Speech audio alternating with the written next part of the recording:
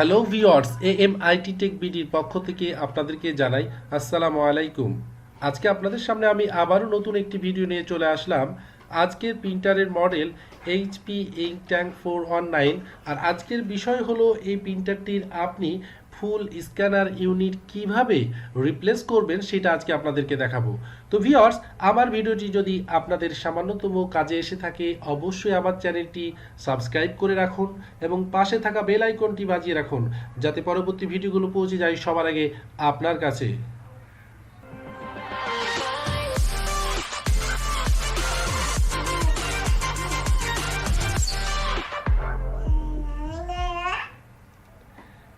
Scanner ইউনিটটি replace করার জন্য change করার জন্য এখানে 4টি স্ক্রু আছে, যেটা আপনার স্ক্রুগুলো রিমুভ করতে হবে। সামনের দিকে ডোর খুললে আপনার 2টি আছে এবং পেপারের লোডের ট্রেতে আপনি উপরের দিকে দেখলে ওইখানে 2টো আছে।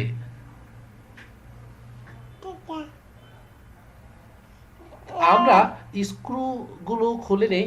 এই স্ক্রুগুলো খুলতে আপনাকে স্ক্রু ড্রাইভার T10 প্রয়োজন পড়বে।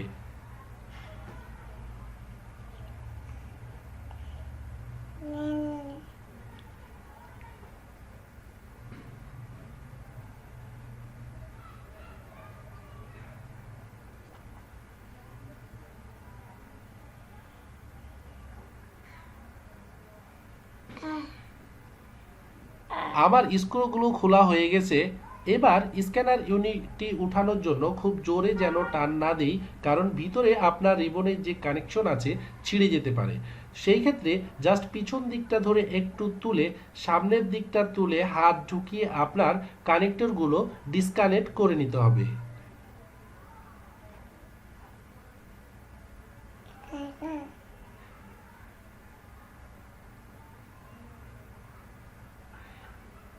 একটি কন্ট্রোল প্যানেলের আপনার কানেকশন আর একটি স্ক্যানার ইউনিটের কানেকশন রিপ্লেস। এবার সেম উল্টোটো আপনি যে আগে খোলার জন্য যে কাজগুলো সব পরে করছেন, লাগানোর আগে আপনি পরের কাজটা আগে করবেন। আমরা সর্বপ্রথমে আপনার কানেকশনগুলো কানেক্ট করে দিব।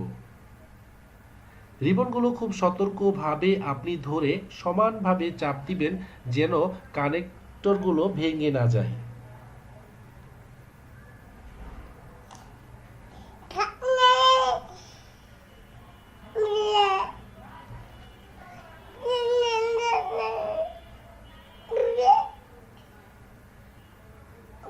ভিউয়ার্স, এভাবে আমরা এইচপি ইঙ্কট্যাঙ্ক 419, 415, 319, 315, 5810, 5820 আমরা এই 6টি মডেলের সেমভাবে আমরা স্ক্যানার ইউনিটটি রিপ্লেস করতে পারবো।